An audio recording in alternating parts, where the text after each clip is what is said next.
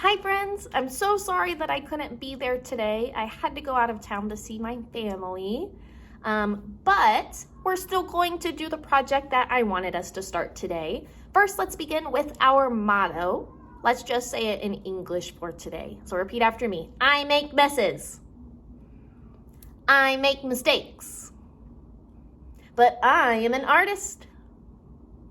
And I got what it takes. Awesome. Today, we're going to be focusing on one of the elements of art. Say, elements of art. The elements of art are the most important pieces that you need to make artwork. It is impossible to have art without at least one of them. If you look over at the cabinets, you might see that there are posters for the elements of art, and they are in the cabinets right behind the purple table. The one we're gonna focus on today is line. Everyone say line.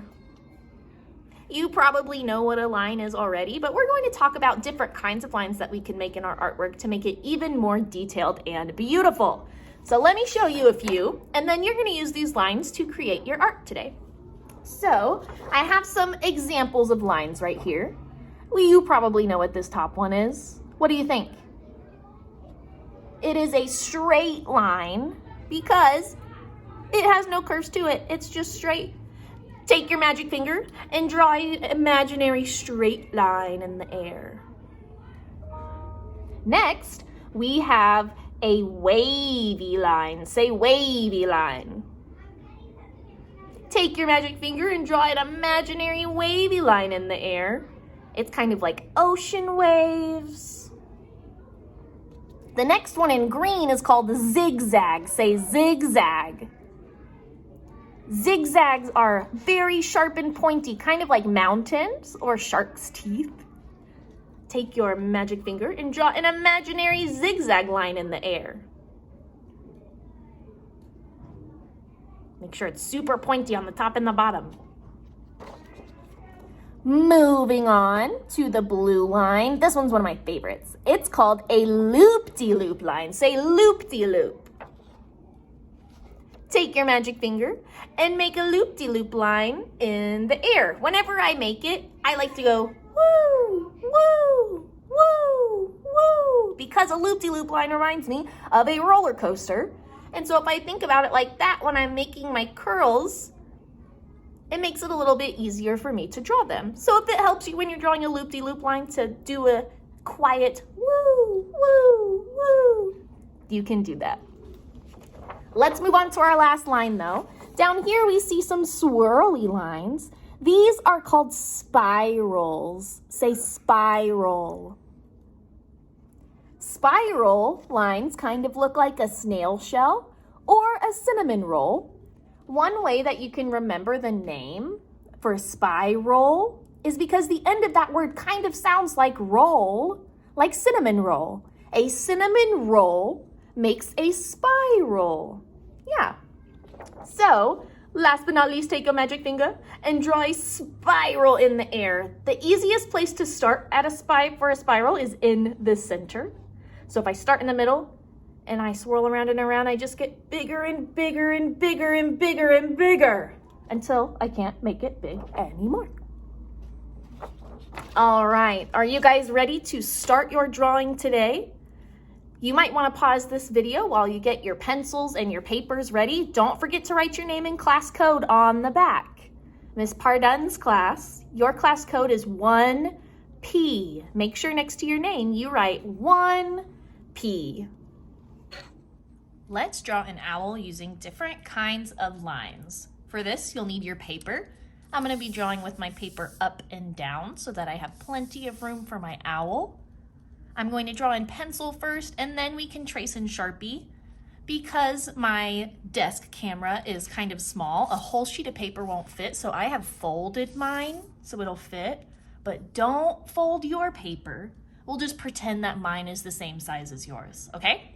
Let's get started. We're going to want to fill up our paper with our owl, so we want to be sure we're drawing large. We don't want to draw itty bitty little owl in here. We don't want people to have to look through a magnifying glass to see our art. So let's make sure we fill up the paper. I'm gonna start up here at the top. I'm going to do a long curved line. This is the top of my owl's head. If at any point in the video I go too fast, you can pause to catch up. On each side of the head, I'm going to do an upside down V. These are the little feathers next to the owl's ears. Notice how large I'm drawing. I'm drawing almost all the way from one side of my paper to the other. If you accidentally drew pretty small, it's okay to erase and try again. Now, I'm going to do the body, and this can be kind of tricky to make it the right size, so I have a trick. So I have my pencil in one hand, and I have my opposite hand. With my opposite hand, I'm going to put my fingers together like this, and I'm going to put my thumb at the bottom of my paper. My thumb is all the way at the bottom of my paper, and I'm going to put a dot right where my pinky is. This dot is going to let me know how far down I need to draw my owl's body. I can start at my dot, and I want to do a big round curve that goes up and connects to the ear. Same thing on the other side. And remember, my paper is a little bit smaller than yours, so your owl will probably have a larger body than mine. Let's do the feet. Now I'm going to do the feet with just a simple shape. I'll start over here with this foot. I'm going to do 1, 2, 3 ovals. That is 1 foot. I want to make sure my ovals are touching so it looks like all of the toes are connected. Same thing on the other side. 1, 2, 3. Now we're ready to start moving on to some steps where we get to show off all the different kinds of lines we know how to make. Underneath my owl, I'm going to start with the bottom side of the branch. I'm going to do a straight line all the way from one end of my paper to the other. Right now my owl looks like he's floating a little bit. Your line doesn't have to be perfectly straight because this is going to be a tree branch. And tree branches aren't always super straight. A lot of times they may have some wiggle to them. They may be a little bit rough. To do the top side of my branch, I'm going to start just a little bit above the foot and do a straight line to the edge of my paper. Same thing on the other side.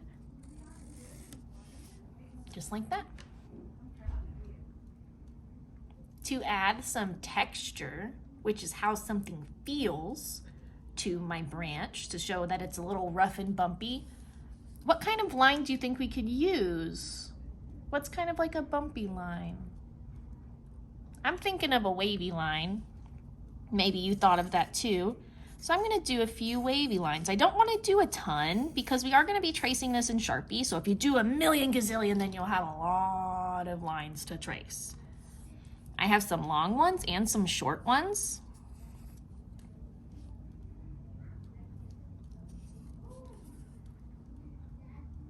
Let's move on to finish our owl. Let's do the wings next. I'm going to start about halfway up the side of my owl's body, and I'm going to do a big curve that goes down to the feet. That's one wing. Same thing on the other side to make the other wing.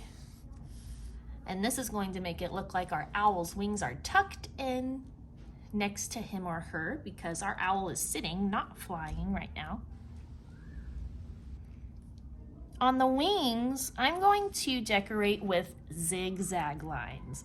Zigzag lines are super pointy, so let's make sure that they come to a point at the top and the bottom. I probably have room for maybe 4 big zigzag lines. Remember, we're going to be tracing this, so do nice big zigzags. Don't do a million of them or else you'll have a ton to trace.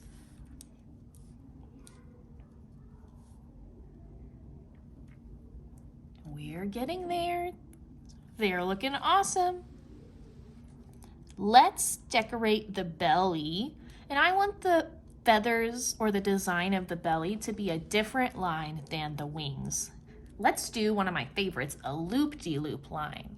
Now, loop-de-loop lines can be kind of tricky, so if you've never done one before, watch very carefully. I'm gonna start at a wing, and you can go this way or you can go this way, totally up to you. I'll start on a wing, and I'm gonna go woo, woo, woo. Sometimes it can help if you do the sound effect too, so if that helps you make your loop-de-loop line, do some quiet woos as you go. I have room for, I think, 3 rows of loops.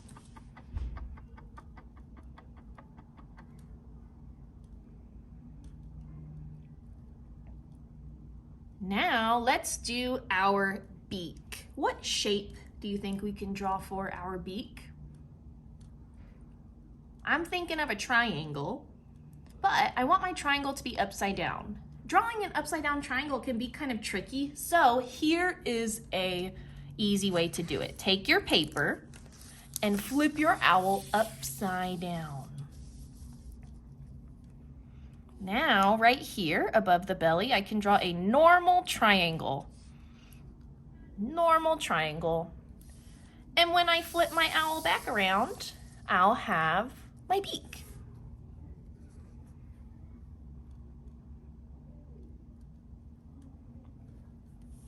Last but not least, let's add the eyes. I'm gonna start not right in the middle of the top of my beak, but I'm gonna start a little bit over to this side because I'm gonna do this eye first. Owls have really big eyes, so keep that in mind. You wanna make your eyes really big and round. I'm gonna act like I'm drawing a big circle, but then when I get to the beak, I'm going to stop. I don't wanna draw through my beak. I'm gonna do the same thing for the other side. I'll start right here. I'm gonna do a big curve. Stop at the beak. You have a couple of options for your eyes. If you want to do normal eyes, you can. Inside your big circle that you just made for your eye, you can draw a medium circle and then a baby circle. Once you color in your medium circle, and you can wait and do that part in Sharpie if you want, you will have your cute little owl eye. But if you want to practice making one more type of line, you can make a dizzy owl by creating spirals or swirls in the eyes. I'll show you how it's done. You can do it this way, or you can draw a normal eye like I just showed you. You make that choice. If you want to do the spiral, start in the middle of your eye, and you're just going to go around and around. If I run into my beak, I'm just going to skip over it and keep going because I don't want to draw through it, so I'll stop. I can imagine that it goes there, and then I can continue. The trick to making a nice spiral is leaving enough space in between each line, because if I were to make a spiral and I made it itty bitty and really close together and it's really small, that's going to be really hard for me to trace with my Sharpie. So make a nice large spiral. You could add eyelashes to your owl if you want, using a couple of curved lines. Or you can give your owl some eyebrows. How cute. If you want, you could draw maybe a moon in your background. Owls are nocturnal animals, which means they usually only come out at night. So if you want to draw something in your sky, make sure it's a night sky. I don't want to do a sun because I really don't see owls outside very much when the sun is out. If you have some space underneath your branch that you want to add some details to, maybe you want to do like a little baby owl, maybe you want to put a nest down here, maybe you want to do some branches to practice more straight and wavy lines. Totally up to you. Or you can just leave your owl how it is. Whenever you're finished drawing in pencil, you'll want to get a normal Sharpie to trace your lines. Remember, when we use Sharpies, they stay on our paper. We need to be responsible. And I'm going to go nice and slow and do my very, very best work. I've already done the hard part, which is drawing it. I already have the lines on my paper, so I can just relax and just try to go right on top of my lines.